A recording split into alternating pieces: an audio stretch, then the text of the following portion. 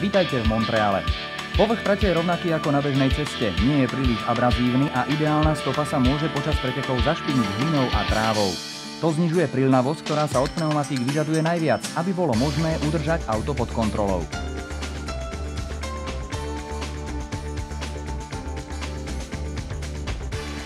Zákruta číslo 2, prvý rýchlostný stupeň, 80 km za hodinu, malý aerodynamický prítlak.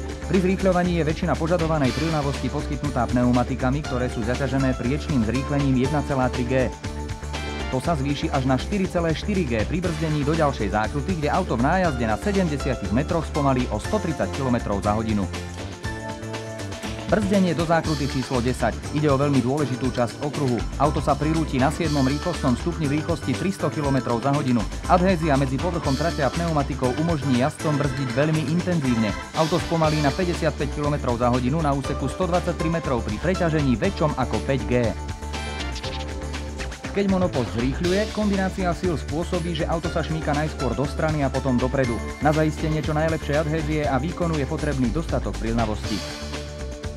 Na veľmi klský asfalt v Kanade Pirelli privezie supermäkkú a mäkkú špecifikáciu gúm. Tie ponúkajú vyššiu úroveň prilnavosti a presnosti jazdy.